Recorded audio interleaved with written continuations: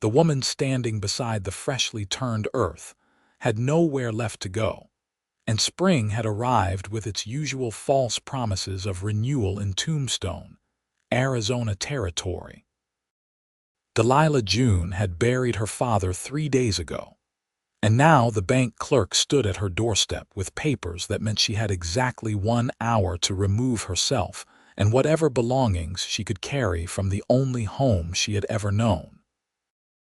Her father's debts, accumulated through doctor bills and medicine that had done nothing to save him in the end, exceeded the value of their modest house by a sum that made her stomach turn. At 22 years old, she had thought she understood hardship, but standing in the parlor while strangers inventoried her mother's china and her father's books taught her that grief had many faces, and humiliation wore one of them. The April sun beat down mercilessly as Delilah sat on the wooden bench outside the general store, a single carpetbag containing 2 dresses, her mother's Bible, and a daguerreotype of her parents on their wedding day resting at her feet. She had tried the boarding house first, but Mrs. Patterson had looked at her with something between pity and suspicion when Delilah admitted she had no money for rent. The dressmaker had no work available. The restaurant owner had hired someone just yesterday. The saloon keeper had made an offer that sent her hurrying back into the street with burning cheeks and tears threatening to spill. Tombstone had been her home for 15 years, since her father had brought them west from Missouri seeking opportunity in the silver mines. But now the town that had welcomed the Junes with open arms turned its back on the last surviving member of the family. She watched the people of Tombstone go about their business, averting their eyes as they passed. Some she had known since childhood. Mrs. Henderson, who used to give her penny candy when her father bought supplies. Mr. Rogers, who had taught her basic arithmetic when the schoolhouse closed for a year. They nodded politely but kept walking, their sympathy apparently exhausted along with their willingness to help. Delilah understood, in a distant sort of way. Times were hard for everyone, and a young woman alone was more liability than asset. Still, understanding did not ease the hollow ache in her chest or answer the pressing question of where she would sleep when darkness fell. The afternoon stretched long and terrible. She counted her coins 3 times, arriving at the same pitiful sum each time. Enough for a meal, perhaps 2 if she was careful, but not enough for lodging. Her stomach had been empty since morning, but she could not bring herself to spend money on food when she might need it for something more essential, though she could not imagine what that might be. A woman alone in the territories needed protection, transportation, employment, or family, and she had none of those things. As the sun began its descent, painting the sky in shades of orange and purple that might have been beautiful under different circumstances, a rider came down Allen Street on a rangy bay gelding that looked as dusty and travel-worn as its master. Delilah paid little attention at first. Cowboys passed through Tombstone constantly, drawn by the promise of work on the nearby ranches or simply passing through on their way to somewhere else. But this one slowed his horse as he approached, and something made her look up into a face shadowed by a wide-brimmed hat. "Pardon me, miss." His voice was low and rough, like gravel underfoot, but not unkind. "You look like you might be in some trouble." Delilah straightened her spine and lifted her chin, summoning the last shreds of her dignity. "I am perfectly fine, thank you." The cowboy tilted his head, and she caught a glimpse of dark eyes that seemed to see more than she wanted to reveal. He was perhaps 27 or 28, with a strong jaw darkened by several days of beard growth and the weathered complexion of a man who spent his life outdoors. No disrespect intended, but a woman sitting outside with a single bag and that look on her face is not perfectly fine. I have 3 sisters. I know that look. Something in his matter-of-fact tone, absent of either pity or judgment, made the tears she had been holding back all day suddenly impossible to contain. They spilled down her cheeks before she could stop them, and she pressed her hand to her mouth as if she could physically hold back the sob that threatened to escape. The cowboy dismounted in one fluid motion and ground-tied his horse. He sat down on the bench, leaving a respectful distance between them, and waited. He did not tell her not to cry or offer empty reassurances.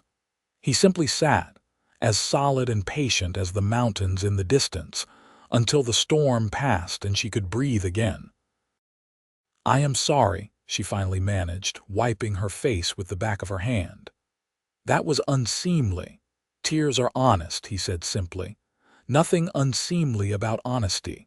My name is Daniel Frost. I run a cattle ranch about 20 miles north of here. What is yours, Delilah June?" She did not know why she was telling him, except that he had kind eyes and she was so very tired of carrying everything alone. "My father died last week. The bank took our house this morning for his debts. I have been sitting here since noon trying to figure out what to do next." Daniel was quiet for a moment, his gaze moving down the street as if considering something. "You have people, family elsewhere." "No one. My mother died when I was 12. My father was an only child and my mother's family disowned her when she married him. They said he was beneath her." A bitter smile touched her lips. "I suppose they were right, given how things turned out." "A man's worth is not measured in dollars," Daniel said firmly. "I am sure your father was a good man who loved his daughter." The simple kindness in those words nearly undid her again. He was. He tried so hard. The mine work damaged his lungs, and when he could not work anymore, everything fell apart so quickly. Daniel stood and looked down at her, his expression thoughtful. "Miss June, I am going to make you an offer, and I want you to hear me out before you answer. I am not making light of your situation or trying to take advantage. You understand?" Delilah nodded warily, her earlier encounter with the saloon keeper making her cautious. "My ranch is doing well enough, but I am running it alone except for 2 hired hands who work the cattle. The house is falling apart around me because I do not have time to tend to it and the ranch both. I need someone to manage the household, do the cooking and such, maybe help with the books, because numbers are not my strong suit. I can offer you room and board, separate quarters in the house and fair wages. Nothing improper, you understand. You would have your own space and my men know better than to bother you. If anyone in town vouches for me, they will tell you I am a decent man." She stared at him, trying to process the sudden offer. "You do not even know me. How do you know I can cook or manage a household, can you?" he asked directly. "Yes. I kept house for my father after my mother died. I can cook, clean, so manage accounts. My father taught me to read and write and cipher, but you are offering this to a complete stranger." Daniel shrugged. "We are all strangers until we are not. I am a good judge of character, Miss June, and I trust my instincts. Right now, my instinct says you are a woman who has had some terrible luck but is capable and honest. I am offering you work, not charity. You would earn your keep, and if it does not suit after a time, you would have wages saved to make a different choice. But you would be safe and fed, and you would not have to sleep in the street tonight." Delilah looked down at her carpetbag, then back up at the man who had appeared out of nowhere with an answer to prayers she had been too frightened to articulate. It was reckless to accept, perhaps. She knew nothing about Daniel Frost beyond what he had told her, but she knew with absolute certainty what awaited her if she stayed in Tombstone without money or prospects, and the alternative was no alternative at all. "I accept your offer, Mr. Frost," she said, meeting his eyes. "And I give you my word that I will work hard and honestly. That is all I ask. We will stay in town tonight, Separate rooms at the boarding house my treat and head out at first light. You can meet the ranch and the hands, and if you find the situation unsuitable, I will bring you back to town with 2 weeks' wages for your trouble. Fair, more than fair. Thank you. He offered his hand, and she shook it, feeling the calluses that spoke of hard work and the strength that came from years of physical labor. His grip was firm but gentle, and for the first time since her father's death, Delilah felt something other than despair. It was not hope exactly, not yet, but it was possibility, and that was enough. Mrs. Patterson found a room for her when Daniel Frost paid in advance and vouched for Delilah's character. The older woman's demeanor changed noticeably. When she realized the young woman she had turned away that morning had somehow secured employment with a respectable rancher. Delilah wanted to feel bitter about the sudden shift, but she was too exhausted and too grateful for the clean bed, and the bowl of stew Daniel insisted she eat before retiring. She lay awake long into the night, staring at the ceiling and trying to understand how her life had changed so completely in a single day. This morning she had been homeless and hopeless. Now she had employment and a place to go, offered by a man who owed her nothing and asked nothing inappropriate in return. It seemed too good to be true, and she waited for the catch, the hidden cost, the revelation that would make sense of such unexpected generosity. But when Daniel knocked on her door at dawn, he simply asked if she was ready, helped her carry her carpet bag downstairs, and bought her breakfast before they set out. He had a gentle way with his horse, she noticed, and he rode at an easy pace that suggested he was in no particular hurry. The morning was cool and beautiful, the desert coming alive with spring wildflowers and the mountains standing purple and magnificent against the brightening sky.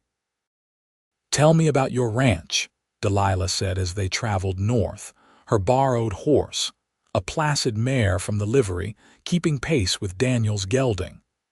"It is called the Copper Creek Ranch, named for the stream that runs through the property. I have about 2,000 acres of grazing land and 500 head of cattle.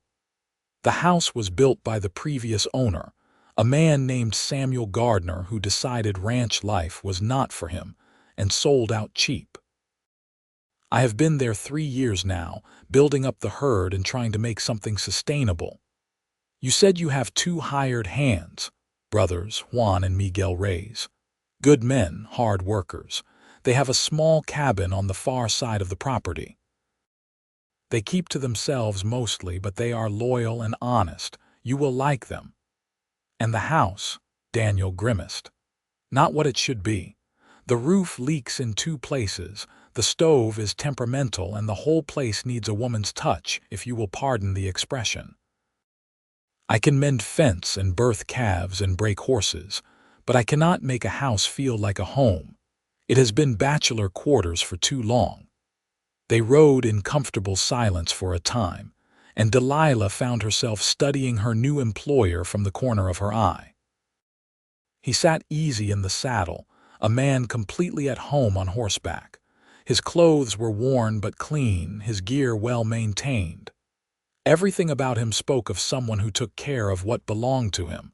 It was oddly reassuring. "Can I ask you something, Mr. Frost? Daniel, please, and yes.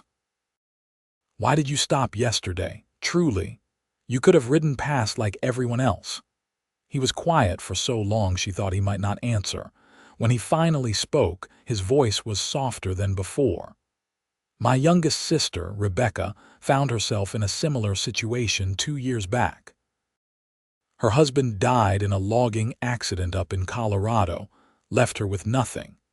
She sat outside a church for 3 days before someone finally helped her. When she wrote to tell me about it, I swore I would never pass by someone in need if I could offer assistance.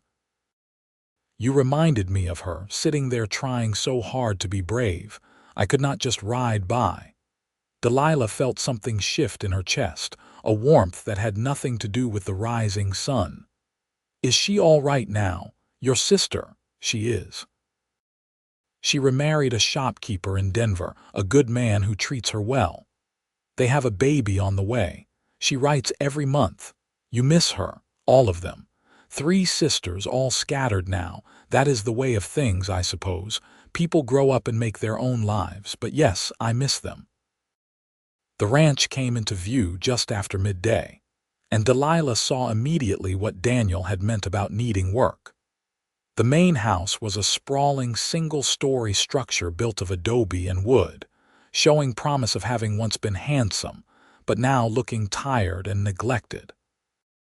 The roof sagged slightly on the left side, and several shutters hung crooked. The yard was utilitarian, swept clean but lacking any sort of garden or decorative touches. Beyond the house, she could see a large barn, several corrals, and in the distance, cattle grazing on rolling grassland. It is not much to look at right now, Daniel said, and she heard the apology in his voice.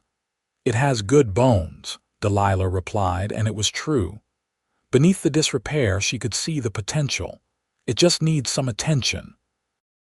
Juan and Miguel appeared from the barn as they rode up, 2 lean men in their 30s with friendly faces and curious eyes. Daniel made introductions in English, then repeated them in Spanish, and both men welcomed her with respectful nods and warm smiles. Miss June will be managing the house, Daniel explained. Anyone gives her trouble answers to me. That is clear, very clear, boss, Juan said in accented but excellent English. Welcome to Copper Creek, Miss June. It will be good to have decent cooking again. Daniel burns water. I do not burn water, Daniel protested, and Miguel laughed. No, you burn coffee, which is worse. The easy camaraderie between the men made Delilah smile despite her nervousness. This felt right somehow, this place with its rough edges and honest people. Daniel showed her through the house, pointing out the leaking roof spots, the temperamental stove, the squeaky door hinges. Each room was sparsely furnished with the bare necessities and nothing more. No curtains softened the windows. No rugs warmed the floors. No pictures or personal touches made the space feel inhabited rather than merely occupied. Your room, Daniel said, opening a door to a decent-sized bedroom with a simple bed, a dresser, and a washstand. A window looked out over the eastern pasture. It is not fancy, but the roof does not leak here, and you can bolt the door from the inside. I am at the other end of the house, and the Ray's brothers are in their own cabin. You will have privacy. It is perfect, Delilah said honestly. After the prospect of sleeping in the street, this clean, simple room felt like a palace. Thank you, Daniel. He ducked his head, suddenly looking uncomfortable with her gratitude. I will let you settle in. Kitchen is stocked with basics. If you need anything from town, make a list. Supper is usually around 6, but do not feel like you have to cook tonight if you are tired from the journey. I will cook, she said firmly. That is what you hired me for. Over the following days, Delilah threw herself into transforming the house. She scrubbed years of bachelor grime from the kitchen, organized the chaotic pantry, and waged war on the dust that had settled into every corner. She patched the leaking roof with Daniel's help, standing on the ladder and handing him tools while he worked. She sewed curtains from fabric she found in the back of a closet, leftover from some long-abandoned project. She cooked 3 solid meals a day, and the men ate with obvious appreciation.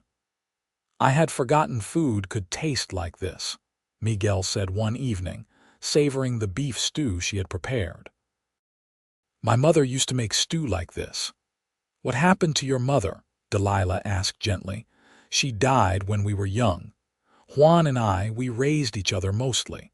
Our father worked the silver mines in Mexico until they killed him too. He said it matter-of-factly without self-pity, but Delilah heard the old pain underneath. I am sorry. My mother died young too. My father did his best, but it is not the same. No, Juan agreed. It is not the same, but we survive, and that is something. Working alongside Daniel, she began to understand the man who had rescued her.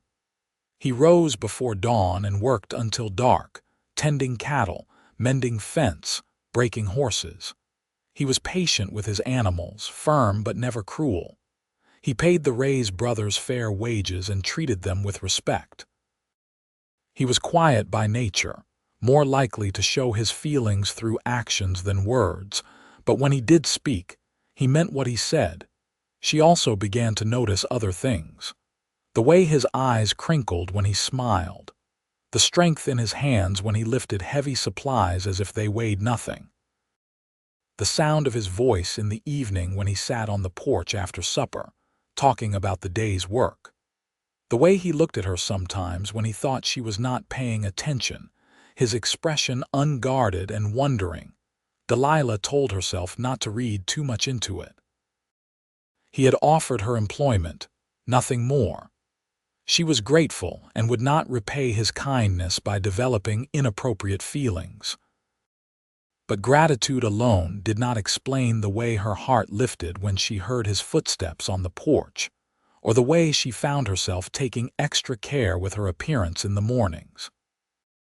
3 weeks after her arrival, a late spring storm rolled in with dramatic violence, turning the sky black and unleashing rain in sheets that drummed against the roof and ran in rivers through the yard. Delilah had dinner ready despite the storm, and they ate by lamplight while thunder shook the walls. "I need to check the cattle," Daniel said as they finished eating.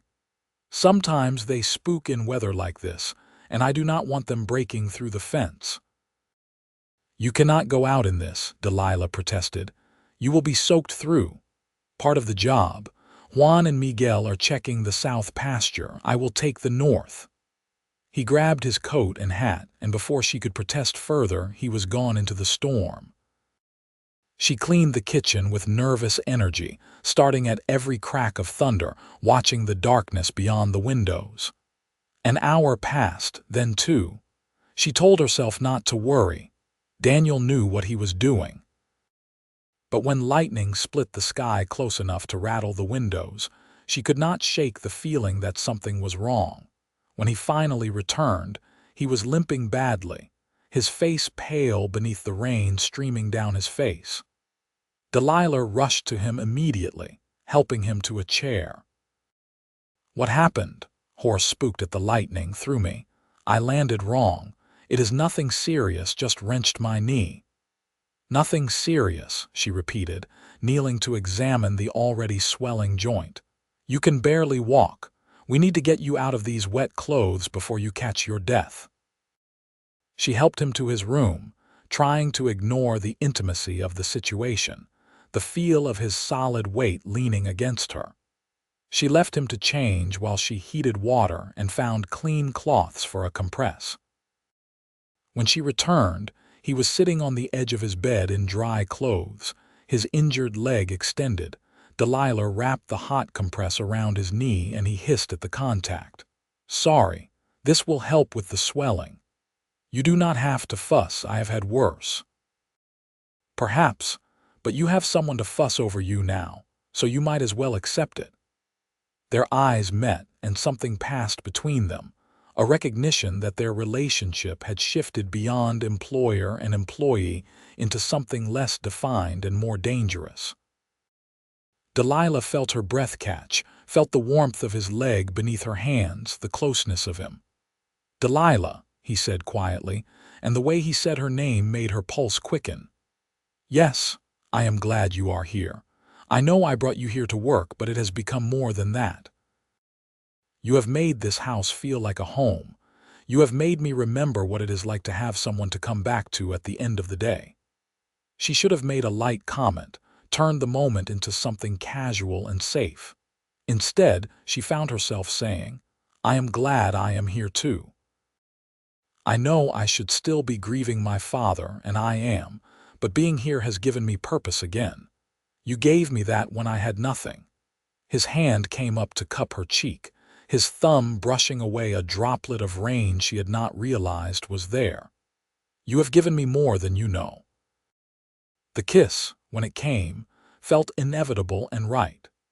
His lips were warm and gentle, asking rather than demanding, and Delilah answered by leaning into him, her hand coming up to rest against his chest where she could feel his heart beating as rapidly as her own. The storm raged outside, but in this moment, in this quiet room, there was only the two of them and the truth they had been avoiding for weeks. When they finally drew apart, Daniel rested his forehead against hers. "I did not plan this. I want you to know that. When I offered you work, I had no ulterior motives. I know, I believe you. But I cannot pretend any more that I do not have feelings for you. You are in my thoughts constantly. When I am out working, I find myself hurrying back just to see you. When you smile, it lights up everything. I am not good with words, but I need you to know that you have become essential to me." Delilah felt tears prick her eyes, but these were different from the tears she had shed on that bench in Tombstone. These were tears of joy, of relief, of something painful and wonderful unfurling in her chest. "I have feelings for you too," she admitted. "I tried not to. I told myself it was just gratitude, but it is more than that, so much more." They talked long into the night, the compress forgotten, his injury ignored. They talked about their pasts, their hopes, their fears. Daniel told her about growing up in Texas with 3 wild younger sisters and parents who had loved each other deeply until his mother's death in childbirth when he was 15. He told her about coming west to make his own way, working other men's ranches until he had saved enough to buy his own place. He told her about the loneliness of the past few years, the way work had filled his days but not the emptiness inside. Delilah told him about her mother, who had been educated and refined, the daughter of a wealthy Missouri family who had disowned her for marrying a poor miner. She told him about her father's dreams of striking it rich, dreams that never materialized but never quite died. She told him about the years of watching her father's health decline, the helplessness of it, the grief that had nearly swallowed her whole. "You are strong," Daniel said, "stronger than you know. What you survived would have broken most people. I did not feel strong sitting on that bench." "But you were. You were still fighting, you had not given up. That is strength."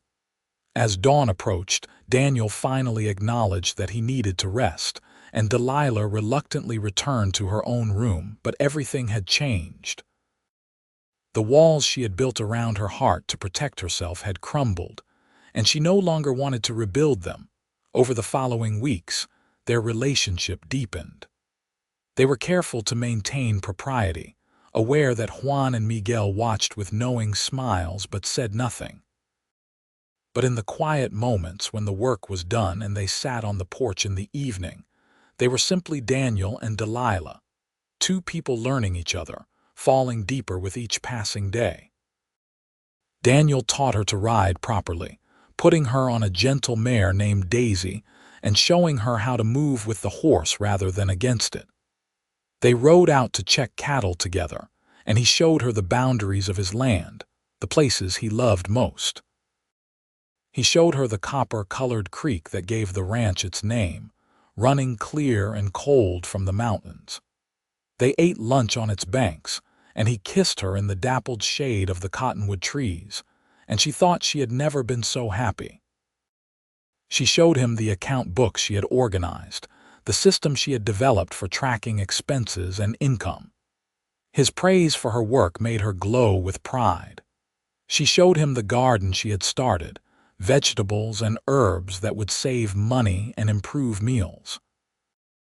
She showed him the curtains she had made, the rugs she had woven from scraps, the small touches that transformed a house into a home. "You have done so much," he said one evening, looking around the transformed interior with wonder. "I barely recognized the place. It needed someone to care for it. Just like I did." He pulled her close, wrapping his arms around her waist. We saved each other, I think.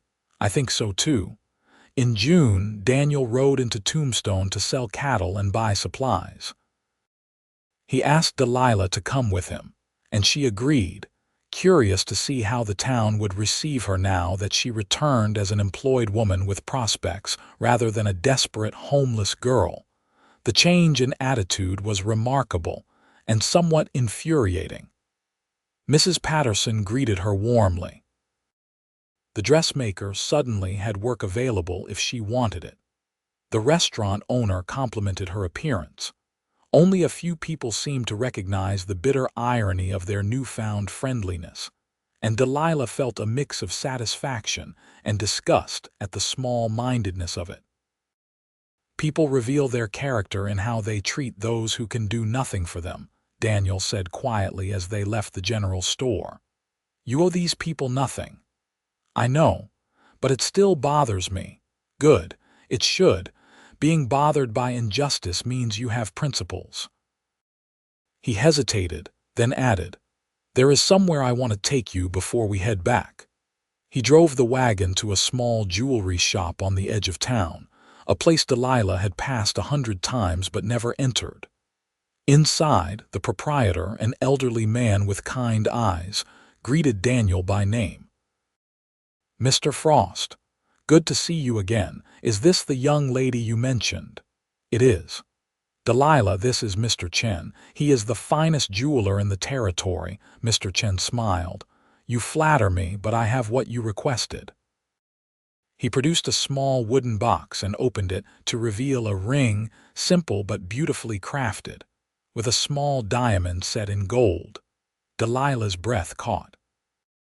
She looked from the ring to Daniel, who had removed his hat and was watching her with an expression of such hope and vulnerability that it made her chest ache. Delilah June, I know we have not known each other long by most people's standards, but I have lived long enough to recognize something real when I find it. You have brought light and life into my world. You have made me want things I thought I had given up on. I want a future with you. I want to build something lasting. I want to wake up every morning knowing you are beside me and fall asleep every night the same way. Will you marry me? The shop seemed to hold its breath. Mr. Chen stood frozen, waiting, and Delilah felt the full weight of the moment, the absolute rightness of it. Yes, she said, her voice breaking with emotion. Yes, Daniel, I will marry you. He slipped the ring onto her finger with shaking hands, and then he was kissing her, and Mr. Chen was congratulating them, and the world was suddenly perfect and terrifying and wonderful all at once. They married 2 weeks later in a small ceremony at the ranch. A circuit preacher happened through the area, and they took it as a sign. Juan and Miguel served as witnesses, and Juan's wife Maria, who lived in town with their children, came out to help Delilah prepare. She brought flowers from her garden and helped Delilah alter a dress of pale blue cotton into something suitable for a wedding. You are nervous, Maria observed as she pinned Delilah's hair. Is it that obvious? Only because I remember my own wedding day. I was terrified. But Juan is a good man, and I knew he would take care of me. Your Daniel is the same. He looks at you like you hung the moon. I love him, Delilah said, testing the words aloud. I did not think I would ever feel this way. After my father died, I thought I would spend the rest of my life alone. But you did not give up. That is the important thing. You were brave enough to take a chance. The ceremony was simple and heartfelt.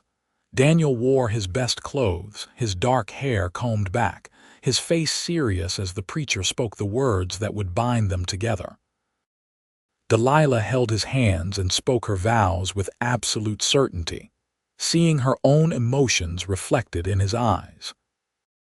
I, Delilah, take you, Daniel, to be my husband, to have and to hold from this day forward, for better or worse, for richer or poorer, in sickness and in health, to love and to cherish until death do us part. I, Daniel, take you, Delilah, to be my wife, to have and to hold from this day forward, for better or worse, for richer or poorer, in sickness and in health, to love and to cherish until death do us part. When the preacher pronounced them married and Daniel kissed her, she felt the last pieces of her broken world snap back into place, made new and whole and stronger than before. They celebrated with a feast Delilah, and Maria had prepared, simple food made special by the occasion. Juan brought out a guitar and played music, and they danced in the yard as the sun set, painting the sky in brilliant colors. It was not a grand society wedding, but it was theirs, and it was perfect. That night, as husband and wife, they came together with tenderness and passion, learning each other in new and intimate ways. Daniel was gentle, patient, making sure she felt safe and cherished. Delilah, who had only academic knowledge of what happened between a husband and wife, found the reality far more profound and moving than she had imagined. They fit together, body and soul, and when she fell asleep in his arms, she felt completely at peace for the first time since her father's death. The summer passed in a blur of hard work and happiness. The ranch prospered under their combined efforts. Delilah's careful management of the household budget allowed them to save money, and Daniel's skill with cattle meant the herd grew steadily. They worked side by side, building their future one day at a time. In August, Delilah realized her monthly courses had not come. She waited another week to be certain before telling Daniel, and when she did, his reaction was everything she could have hoped for. He swept her up in his arms, spinning her around while she laughed and protested, then set her down gently, his hand immediately going to her still flat stomach with wonder. "A baby," he said, his voice rough with emotion. "We are going to have a baby. Are you happy?" "Happy does not begin to cover it. Delilah, you have given me everything. A home, a partner, and now a family. I am the luckiest man alive." The pregnancy was not easy. By September, morning sickness had Delilah retching every day, and the Arizona heat seemed unbearable. But Daniel was attentive and supportive, taking over more of the household tasks when she was too exhausted to function. Maria came out regularly to check on her and offer advice, having borne 4 children of her own. "First babies are always the hardest," Maria said, bringing cool cloths for Delilah's forehead. "But you are strong. You will be fine." As fall arrived and the heat finally broke, Delilah began to feel better. Her stomach swelled with their growing child, and she found herself nesting, making preparations with fierce determination. She sewed baby clothes from soft fabric Daniel bought in town. She prepared a corner of their bedroom for a cradle, which Daniel built with his own hands, carving their initials and the baby's expected arrival date into the wood. Winter came early that year, bringing cold winds and occasional snow that dusted the mountains white. Delilah grew large and uncomfortable, but she had never been happier. She and Daniel spent long evenings by the fire, his hand on her belly, feeling their child move and kick. "What do you want?" she asked one night. "A boy or a girl, healthy," he said immediately. "That is all I want. A healthy baby and for you to come through this safely.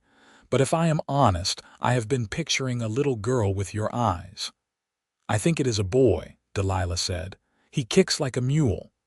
Maybe we will have both in time, a whole house full of children."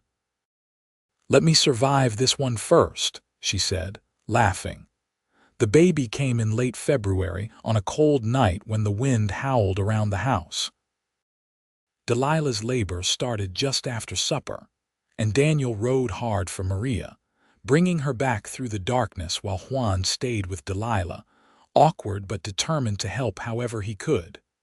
The labor was long and difficult. Delilah endured hours of pain that seemed endless, but Daniel never left her side, holding her hand, wiping her face, murmuring encouragement even when she cursed him for putting her in this condition. Maria worked efficiently, coaching her through contractions, checking her progress, and finally, as dawn broke pink and gold outside the window, urging her to push. The baby's first cry was the most beautiful sound Delilah had ever heard. Maria placed the squalling infant on Delilah's chest, and she looked down at the red, furious little face with overwhelming love. "A boy," Maria announced, "and healthy. Listen to those lungs." "A son," Daniel said, his voice breaking.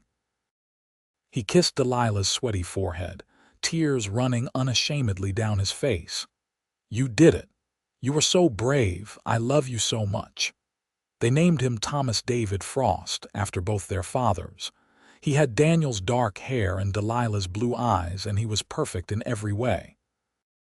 The first weeks were exhausting, filled with sleepless nights and the constant demands of a newborn, but they navigated it together, learning as they went.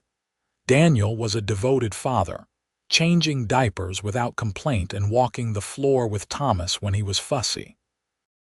He sang off-key lullabies that somehow soothed the baby, and he looked at his son with such fierce love and pride that Delilah fell in love with him all over again.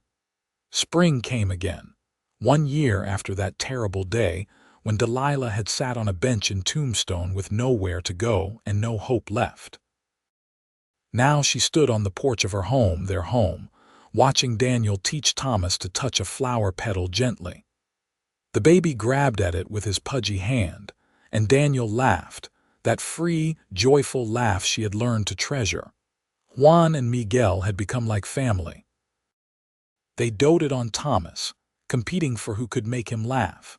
Maria brought her children out regularly, and the house rang with noise and life. The garden Delilah had started now flourished, providing vegetables for their table and herbs for medicine. The ranch continued to prosper, allowing them to hire an additional hand and expand the herd. But more than the material success, it was the feeling of belonging that meant everything.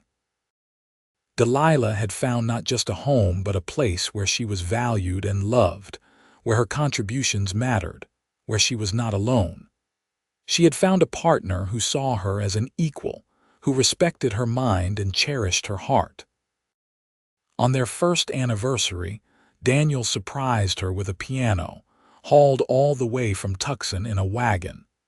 It had belonged to his mother, kept in storage with his eldest sister, and he had written to have it sent. "You mentioned once that your mother played," he said as Delilah stared at the beautiful instrument now standing in their parlor. "I thought you might want to learn. Daniel, this is too much." "Nothing is too much for you. Besides, I want Thomas to grow up with music in the house. I want him to have all the things that make life beautiful." She sat down at the piano, her fingers finding the keys tentatively. She picked out a simple melody she remembered her mother playing, and suddenly she was crying, overwhelmed by the past and present colliding, by grief and joy intertwined. Daniel sat beside her on the bench, his arm around her waist. "What are you thinking?" "I am thinking about that day in Tombstone, how close I came to giving up, how one moment, one person, one act of kindness changed everything." "We changed each other," he corrected gently. "You saved me just as much as I saved you. I was existing, not living. You taught me the difference." That summer, they received word that Daniel's sister Rebecca had given birth to a healthy daughter. The letter was full of joy and gratitude, and Rebecca wrote specifically to Delilah, thanking her for making her brother happy. Other letters followed from Daniel's other sisters, warm and welcoming, treating Delilah as family though they had never met. "They want us to visit," Daniel said, reading through the latest batch of correspondence. "All of them are suggesting we come to Denver for Christmas. Can we do that?" "Leave the ranch. Juan and Miguel can manage for a few weeks. They have been after me to take a holiday, and I want you to meet my sisters. I want them to meet you and Thomas." They made the journey in early December, traveling by train from Tucson to Denver, Thomas wide-eyed at his first sight of the world beyond the ranch. The reunion with Daniel's sisters was warm and boisterous, the four of them falling back into old patterns of teasing and laughter. Rebecca immediately took Delilah under her wing, and the two women became fast friends. "He is so different now," Rebecca said one evening while the men talked business and the children played. "When he visited after my husband died, he was so closed off, so alone. You brought him back to life." "He did the same for me," Delilah said. "I was broken when he found me. He put me back together." "That is what love does," Rebecca said simply. "It heals." They returned to the ranch in January, exhausted but happy, with promises to visit again and invitations for the sisters to come to Arizona. Life settled back into its familiar rhythms, and Delilah found herself pregnant again by spring. This time, she knew what to expect, and the pregnancy was somewhat easier. Their daughter was born in November, a smaller, calmer baby than Thomas had been. They named her Grace Eliza Frost, and she had Daniel's brown eyes and Delilah's blonde hair. "Our family is complete," Delilah said, holding Grace while Thomas, now 2 years old, peered curiously at his new sister. "Is it?" Daniel asked, his eyes twinkling. "I thought you wanted a house full."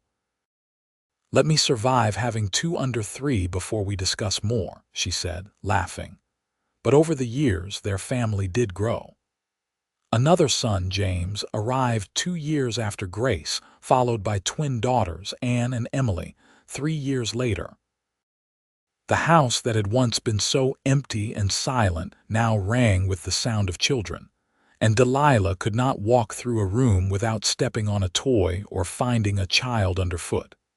It was chaos and exhausting and sometimes overwhelming, but it was also everything she had ever wanted. Daniel remained a devoted father and husband, somehow finding time for each child individually despite the demands of the ranch. He taught Thomas to ride and rope. He read stories to Grace every night. He played rough and tumble games with James. He had infinite patience for the twins' endless questions and mischief. The ranch continued to prosper. They added horses to their cattle operation, breeding quality stock that earned a reputation throughout the territory.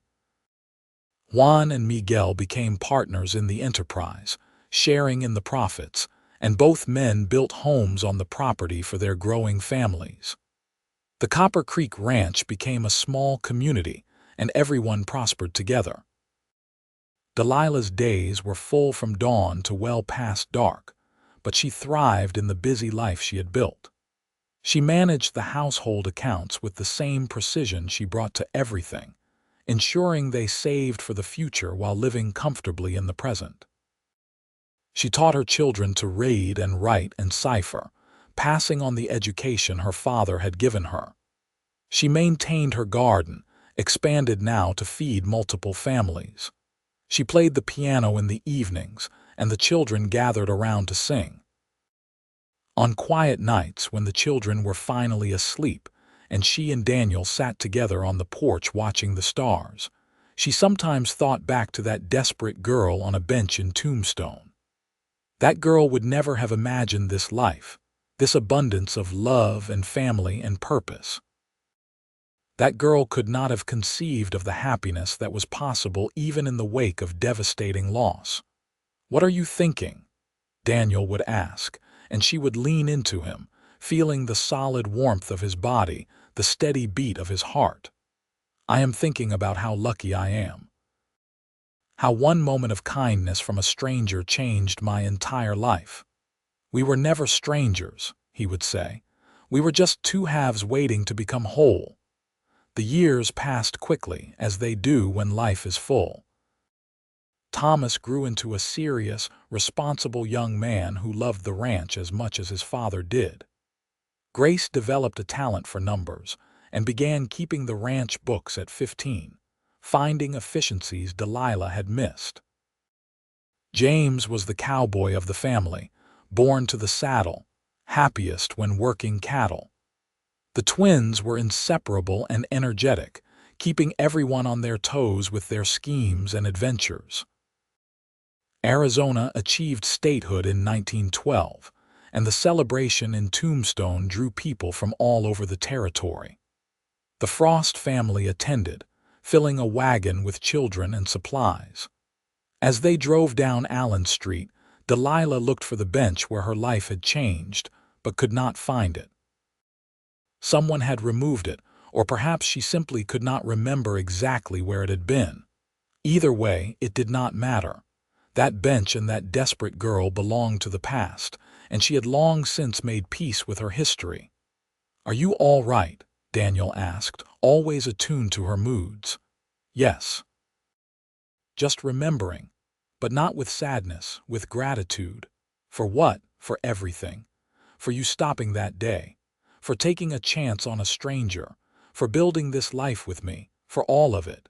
He smiled, the same warm smile that had drawn her in 23 years ago. "Best decision I ever made." They celebrated their 25th anniversary in 1912, surrounded by their children, grandchildren beginning to arrive as Thomas married, and the extended family of their ranch community.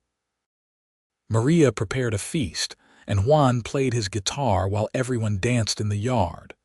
Delilah wore a new dress Daniel had bought her, something impractical and beautiful, and he held her close as they waltzed under the stars. 25 years, she marveled. How is that possible? Time moves quickly when you are happy. We will have 25 more, God willing. They did not get quite that much time. Daniel died peacefully in his sleep in 1935 at the age of 76, with Delilah holding his hand. He had lived long enough to see all 5 children grown and settled, long enough to know 10 grandchildren and 2 great-grandchildren. He had lived long enough to see the Copper Creek Ranch become one of the most successful operations in the state, a legacy for future generations. Delilah grieved him deeply, but without the desperate despair that had characterized her father's death. She had loved Daniel for 48 years, and she had loved well. They had built something lasting, something that would continue long after they were both gone. She had no regrets, only gratitude for the life they had shared.